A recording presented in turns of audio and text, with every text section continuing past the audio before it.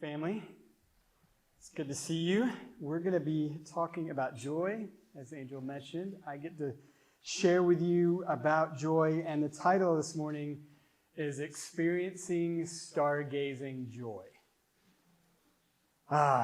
Stars. David gets to really geek out and nerd out in ways that just fill his cup. Maybe you're not thinking that. Maybe you're thinking, oh boy, here we go. We're going to be in Matthew chapter 2 this morning, and before we go there, I want you to get into an imaginative space with me, because ideally what we would be doing is not meeting this morning, but meeting tonight, and all getting in some buses with some thermoses of hot chocolate and coffee and warm blankets and going somewhere where we can just see stars and then talking about stars.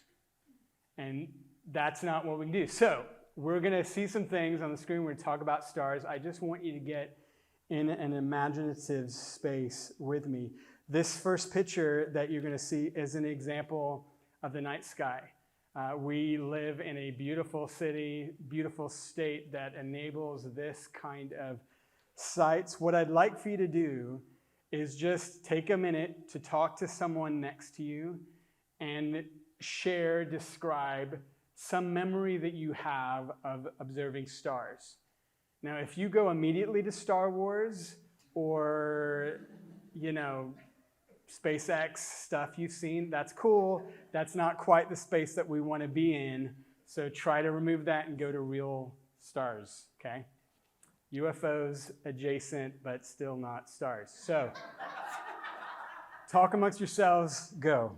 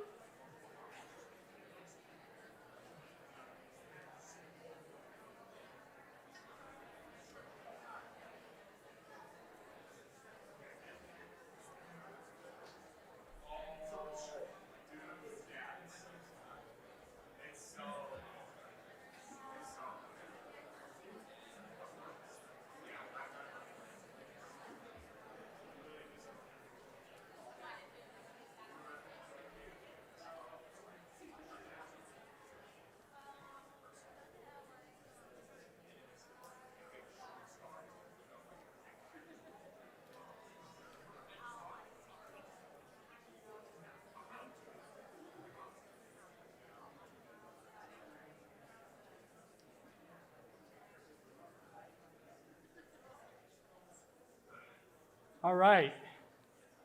Some of you may have heard a very distinct sound while we were chatting, and it happened in the first gathering as well, and it happened just now, but hearing Gavin say, dude, so cool, is great. That's the space we ought to be in when we're thinking about gazing at stars, is those kinds of exclamations.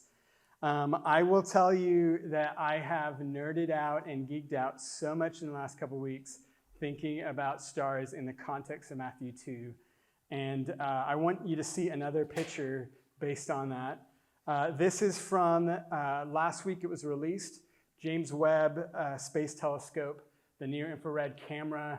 This is, and again, I'm talking way beyond my pay grade here. So just know a couple things. One, I've had some wonderful interchanges with Logan the last couple weeks. She works in astrophysics. This is what she does. And it's just such a fascinating field. So just if you're gonna have more questions, don't come to me, but just realize that this has been fact-checked by Logan. Any errors, mistakes, mispronunciations of stuff is all on me. Talk to Logan on that. But this is the James Webb Space Telescope, and it's a picture that they have that was just released. It's a 50 light year wide image of the center of our galaxy. So it has unprecedented detail. It's crazy. This is only half the image because we couldn't even quite get it fit in. But what you're looking at is about 500,000 stars.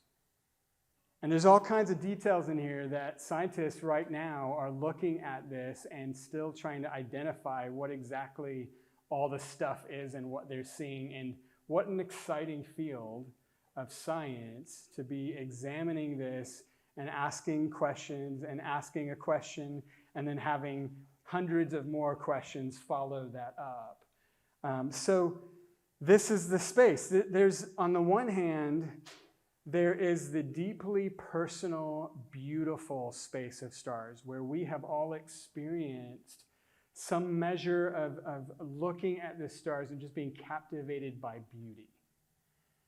And on the other hand, there's also a space where we just are butting up against so much of the unknown that is humbling and makes us realize how small we are and is captivating and awe-inspiring on that level. Astronomers estimate, listen to this, that the universe could contain up to 1 septillion stars, which in numbers is 1 and that many zeros. You don't need to count them, it's a lot. It's a number that we cannot fathom.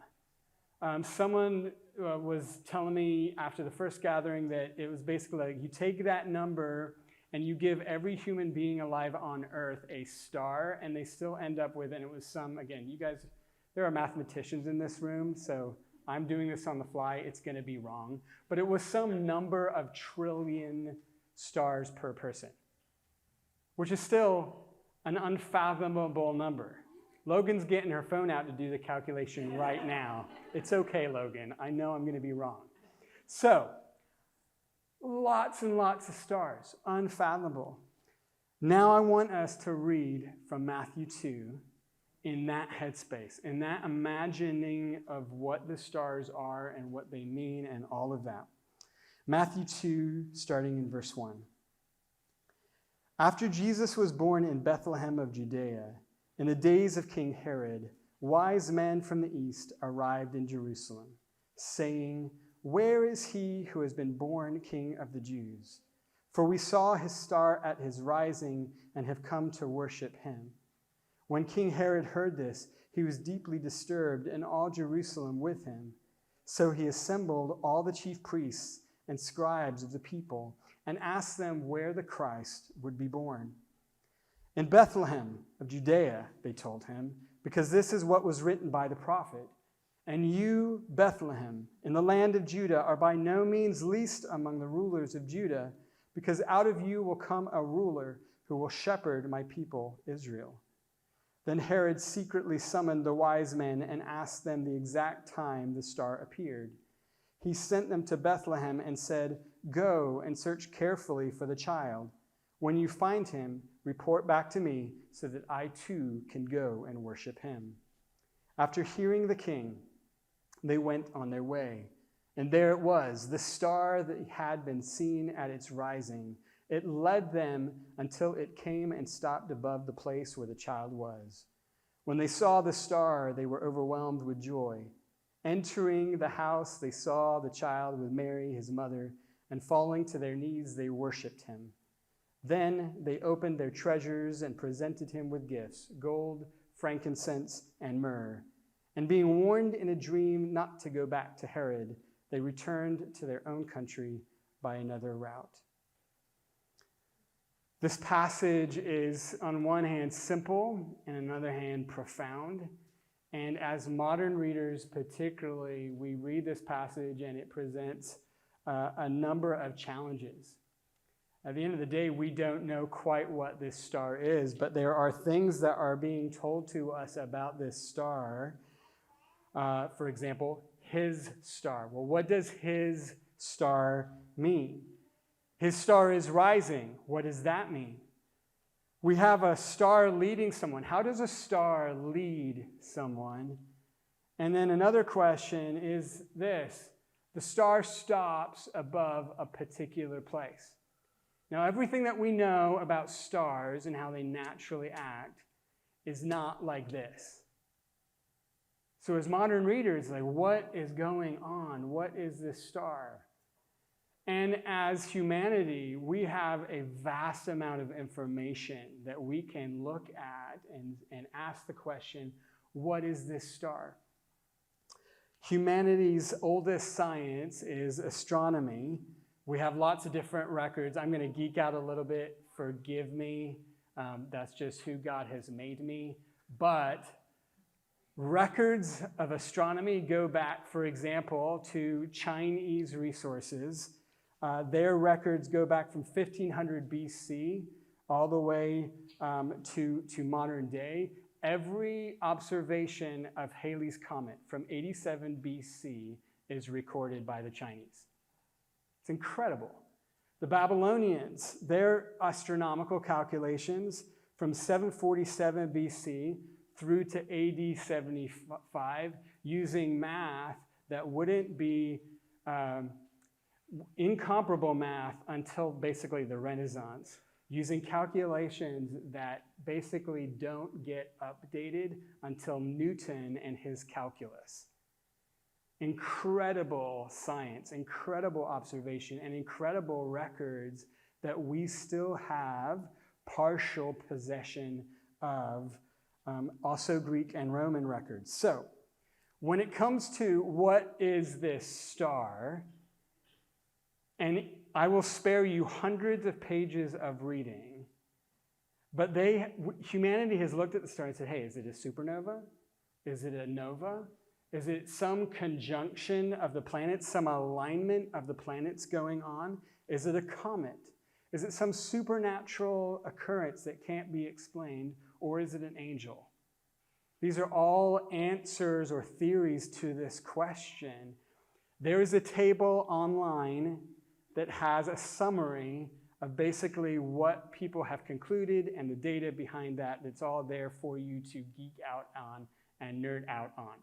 I'm not going to give you that table because I think most of you might not be interested in that level of detail. What you should know in summary is that as humanity, here's where we've concluded. We don't know. I've saved you hundreds of pages of research and reading for that analysis. Message concluded. No, just kidding. So, we're gonna basically look at some of this, but we're gonna really look down at one, because in every single one of these, the answer is we don't know, and also very unlikely. A supernova did not occur as a supernova is described with all of the characteristics of a supernova in the space of decades wherein Jesus was born. Therefore, it's unlikely that it's a supernova. Now, could there be some missing record or something like that? Sure, but even with our current calculations and how scientists are able to math it out, that's not happening in that space. Therefore, unlikely, definitely not a supernova. So in each one of these, there's a table there. We're going to hone in on one that has the strongest likelihood. But what we're going to do before that, because this is a message born out of Matthew 2 and not just a scientist treatise by a non-scientist, which is definitely not what you're here for. We're going to look at Matthew 2 and ask, what do we know? What is the meaning? What is Matthew trying to hone us in on? What does God want us to understand about what is happening in Matthew 2, and what is the significance of the star and what God is doing with stars that is relevant to our lives right now? That's where we're going to focus in on. The first thing that we're going to see. And there's only 2 points to this message. So if you're thinking 5 like the last time, be relieved. 2 points. First, God takes great care in leading the wise men, leading the magi.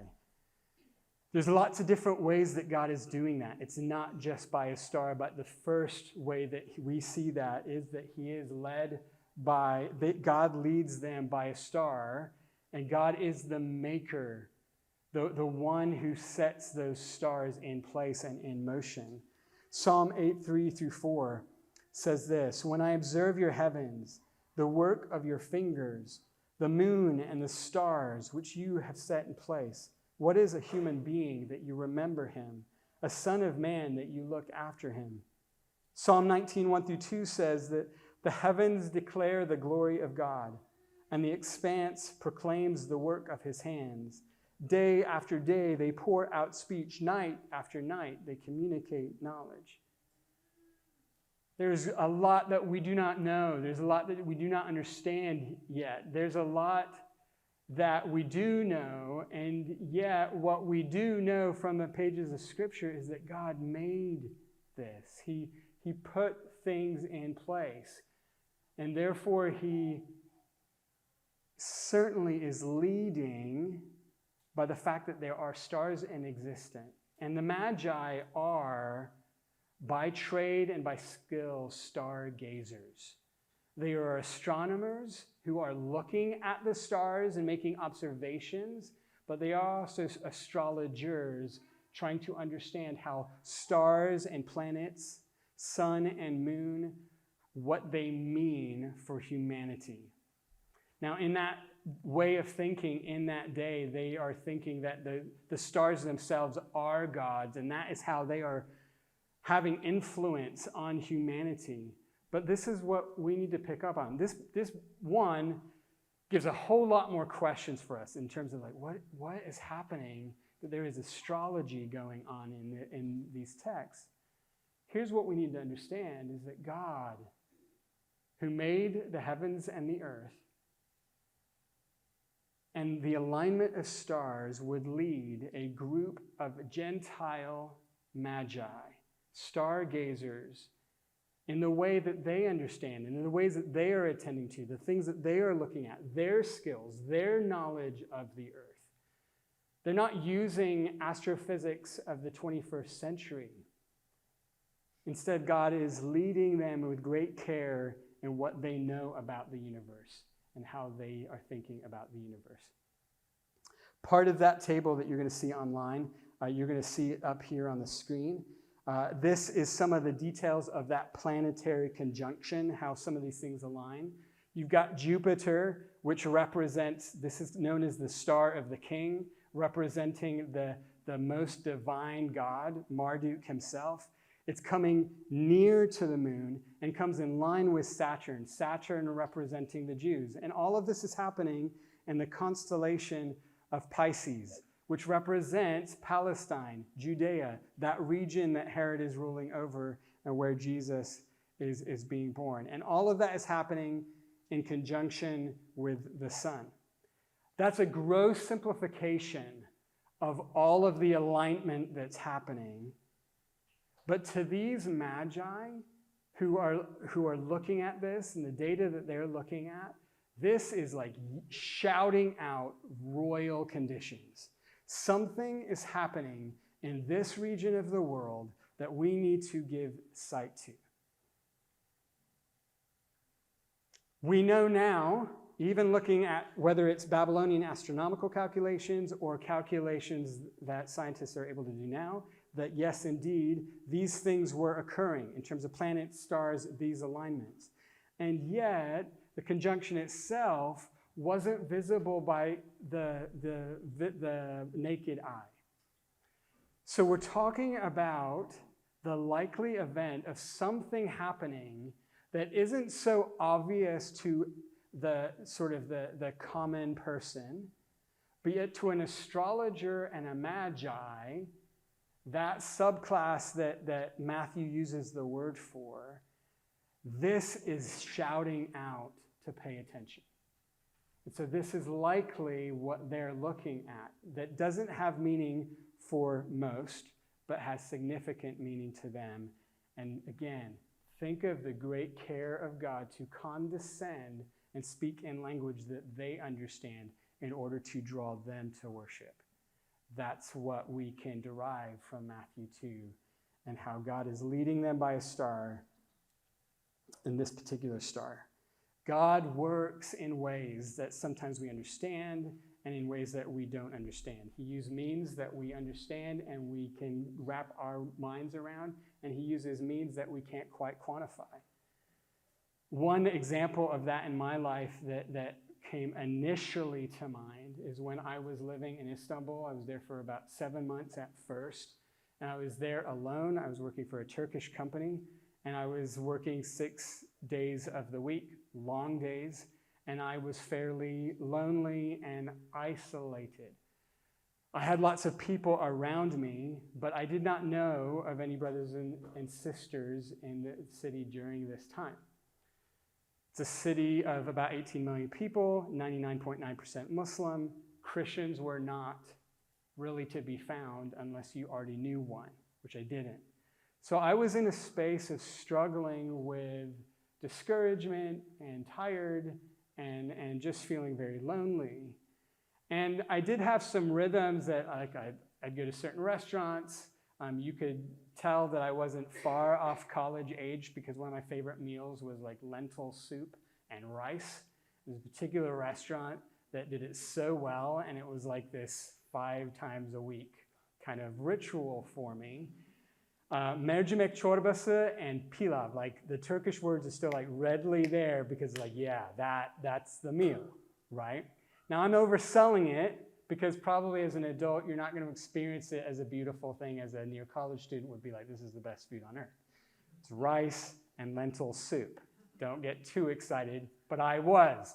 So I'm there in this restaurant, and you'd get used to just hearing music playing various things. Love Turkish music. Turkish music, beautiful sounds that I still miss and I like to listen to. But here I am in this emotional space in this city that I'm in with not any Christian brothers and sisters around me. And I'm sitting here having this meal by myself. And what do I hear but an old spiritual gospel song called A Balm in Gilead? That makes no sense. I'm there for 7 months. I have not heard a Christian song at all. And then suddenly in a Turkish restaurant, not owned by a believer, none of those things, like just ordinary stuff. And then I hear this song. God meets me where I am, giving me what I need in a way that does not make any sense. I can't quantify it. I can't explain it. I don't know if God's like there's a glitch and then the Matrix, and then suddenly it's like, and now, and now you're hearing Jesus is the answer and the solution and he's with you in your suffering, and he's comfort, and he is medicine for your soul. He is a balm in Gilead. All of that. But what I do know is that God was showing his great care to me, period.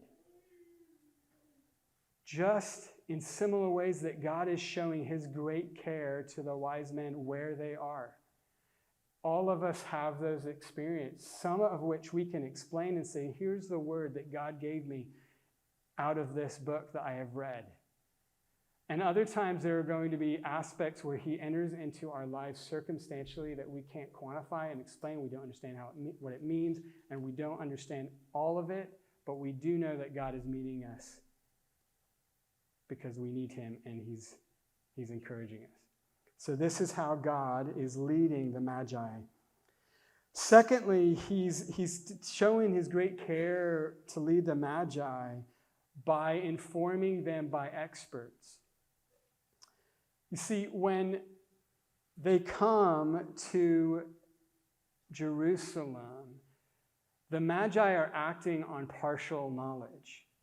The partial knowledge that they know is that they know to look for a Judean king, a king of the Jews. That's the question that they're asking when they enter into the capital city, which, if you're looking for a king of the Jews, is like the logical place to go to look for a king. You go to the capital city.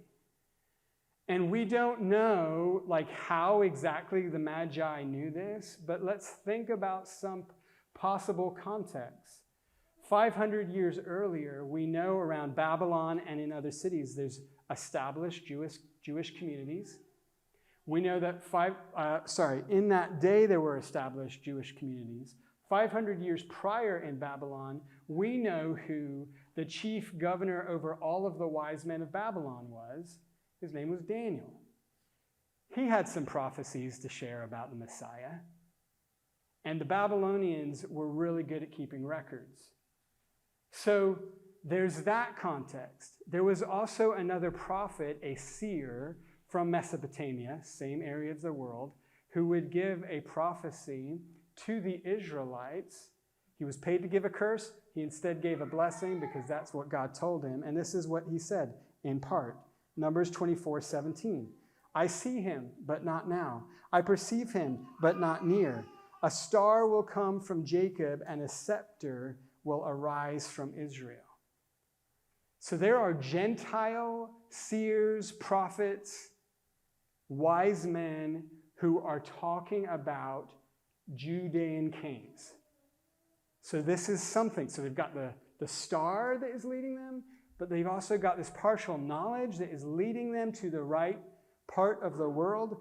Suetonius, Roman historian, writing in 120-some AD, writes about this. This is what he says. Throughout the whole of the East, there had spread an old and persistent belief. Destiny had decreed that at that time, men coming forth from Judea would seize power and rule the world. So there is at least a myth, a prophecy, a story, word on the street, that there is a Judean king coming.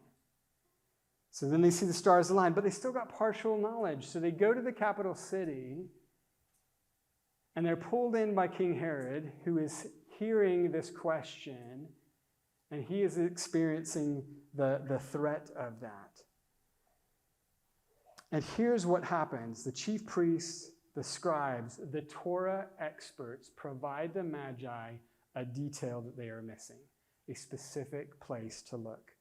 Micah 5:2 is in part what they give to them. Bethlehem Ephrathah, you are small among the clans of Judah. One will come from you to be a ruler over Israel for me. His origin is from antiquity, from ancient times.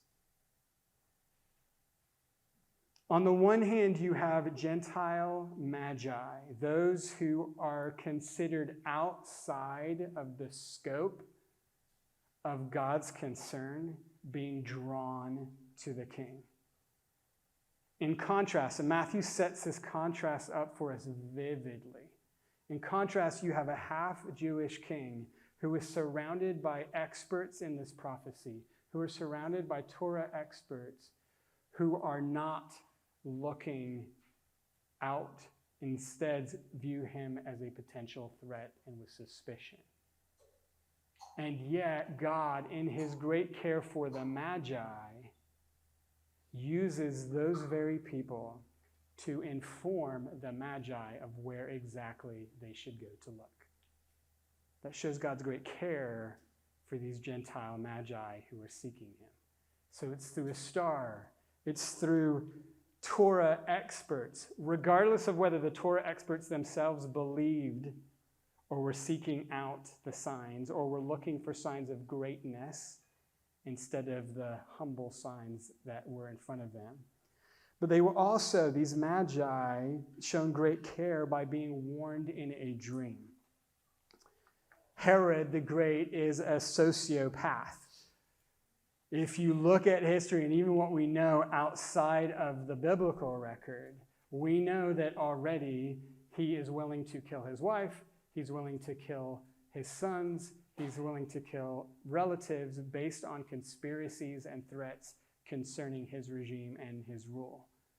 The second half of Matthew 2 is going to be Matthew telling us the dreadful story of Herod the Great in his rage and fear, killing every boy from 2 and under in and around Bethlehem because of this threat. Yet God, in his great care to the Magi, warns them in a dream explicitly. Now, we have all kinds of questions, but what is not questioned is God's showing his care to these Magi through stars on a very macro level that they are attentive to and what they know, the world as they know it, through, through, what's the second point, guys? I've forgotten it already, my head. It's a test. Sorry, say it out loud.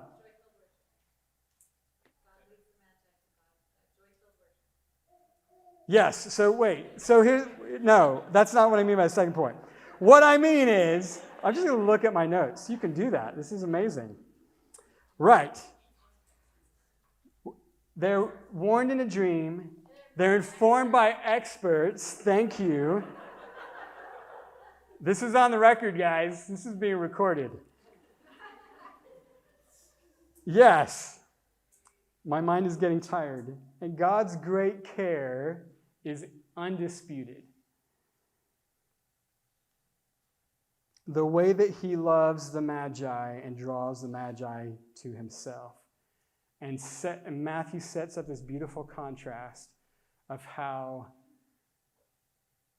here you have Gentiles being drawn to him, and yet the Jewish people are blinded to it with all of their information. But secondly, yes, the second point, God leads the Magi to joy-filled worship. He's not just leading them, hey guys, I'm leading you, but he's leading them to joy-filled worship, to a place of fullness of joy. I love how Matthew puts it in the original Greek. This is the sentiment. Rejoiced with a great joy exceedingly. The Magi rejoice with a great joy exceedingly. That's a lot of joy. They're led by a star beginning to end, and they're finding what they seek. Proverbs says that the fulfillment of expectations, when your expectation is met, that it is a tree of life. And that is what the Magi are experiencing in this moment. A fullness to that. And Matthew emphasizes the Magi's participation. It's not just that they are passive. It's not just that they are being pulled along. They are being led indirectly and directly in ways that they understand, in ways that they don't understand, and yet they are participating in every step of this journey. They are looking out for God. They are seeking him. The way that Matthew describes it, they worshiped having fallen to their knees, head to ground. They worship and give homage and honor to this king. They presented their gifts, having opened their treasure, gold, frankincense, and myrrh. They returned, having been warned in a dream, still privileged recipients of God's leading. In every one of these the phenomena that is given to them and all of the things that they're being led into, they are participating, they are acting, they are responding in that joy-filledness. Isaiah 63 gives one of many indications of how what they are doing on this scene, the Magi, is a fulfillment of prophecy itself. Isaiah 63 says, nations will come to your light and kings to your shining brightness. In other passages, it refers explicitly to gold, frankincense, myrrh. The fact that these sages, these Magi, are participating in something that is fulfilling these long promises.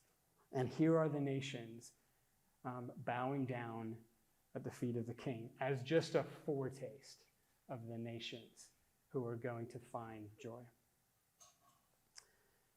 You could summarize everything so far and everything that we've talked about in this way.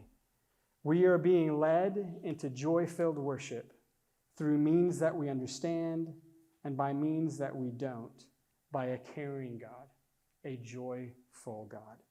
Let me say that again. We are being led into joy-filled worship through means that we understand and by means that we don't, by a caring and joyful God. John 15:11 says this, these things I have spoken to you, that my joy may be in you and that your joy may be full. The context there is Jesus, God in flesh and bone and skin, speaking to his disciples in the context when they are overwhelmed and discouraged and in shock with the knowledge that Jesus, their friend and their Lord, is going to leave them. And they are overwhelmed. And Jesus, in that space, even though he is going to the cross, and you could say he has enough on his plate, is overflowing with comfort and with joy and in a desire to encourage his disciples. He says, "These things I have spoken to you, that my joy may be in you and that your joy may be full." The words of Jesus himself are just the latest demonstration and the most impactful demonstration, because it's right here on earth, right in flesh and blood, demonstration of God's great care to his children.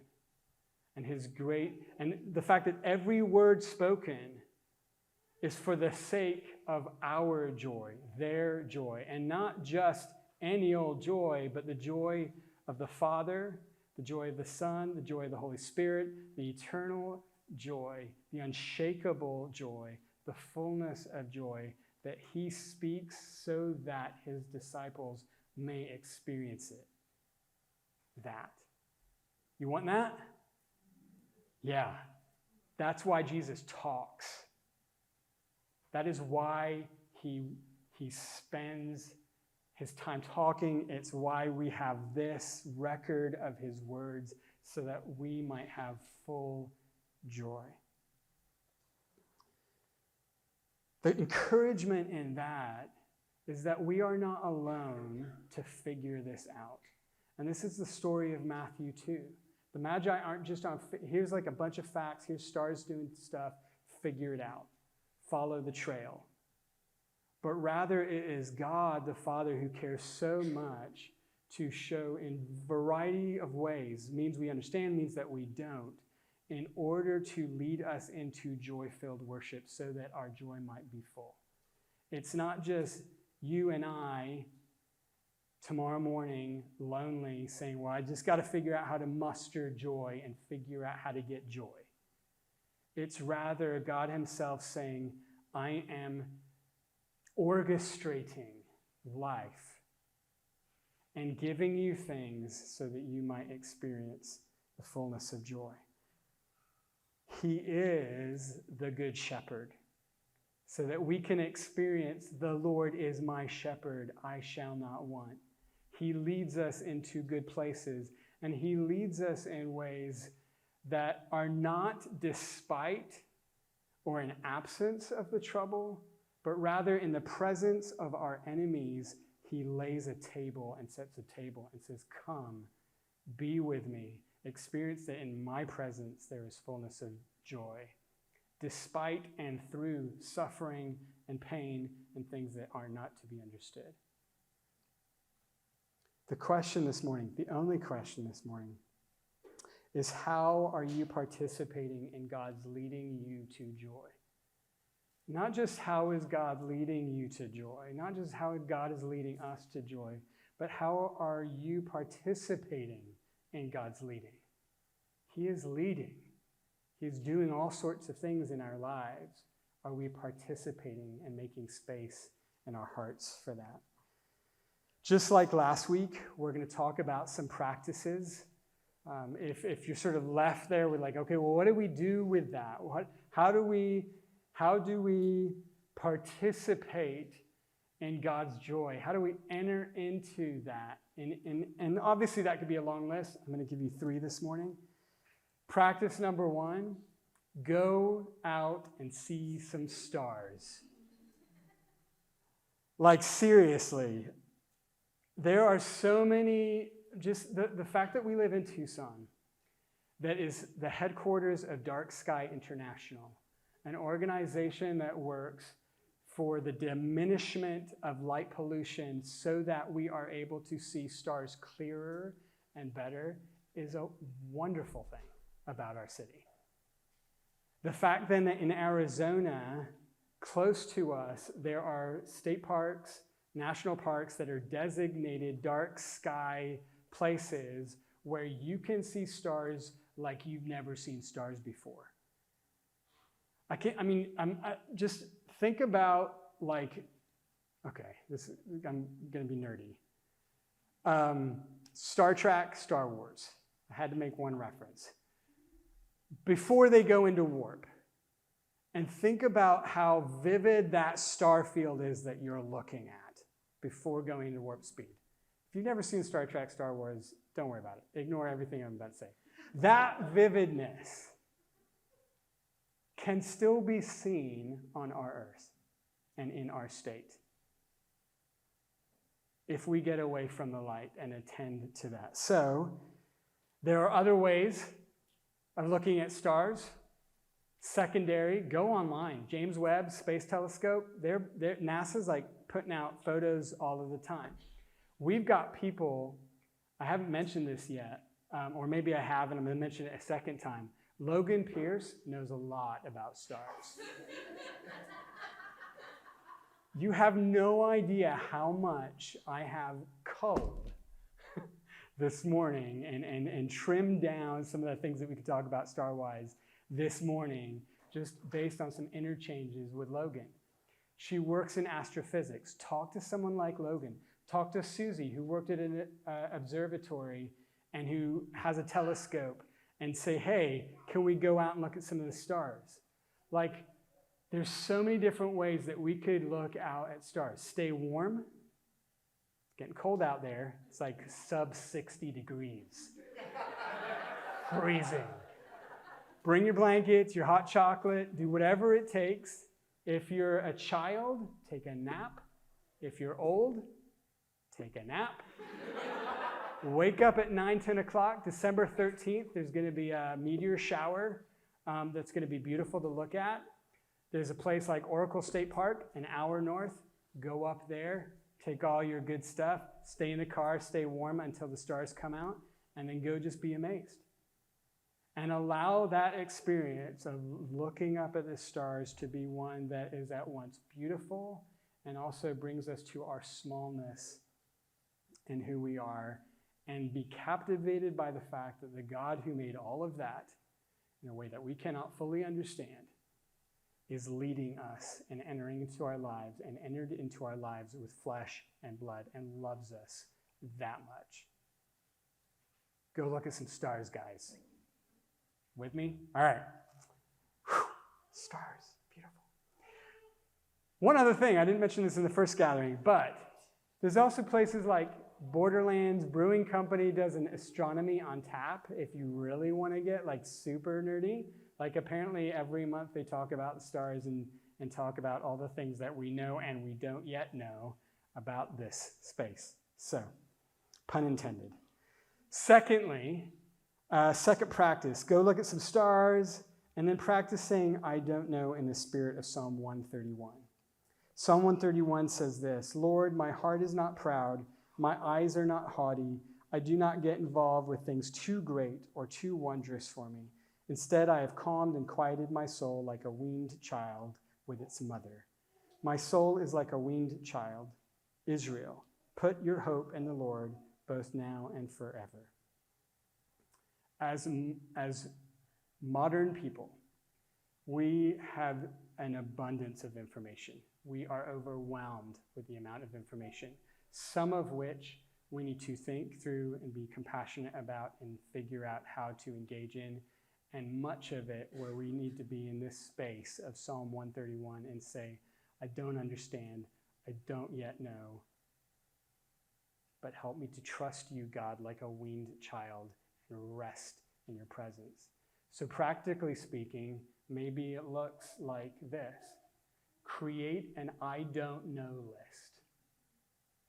We talked about giving thanks in that same spirit, like maybe on a weekend when you've got just a few more minutes, like sit down and just like instead of reacting to say, oh, I don't know that, like, and go to Google. Say, oh, but now I do. Like, One of my strengths finders is like input. I love to get information, like just, I love learning all of those sorts of things. Shocking, I know. But to be in a space where knowing even that there are questions that we have that Google cannot solve, cannot answer.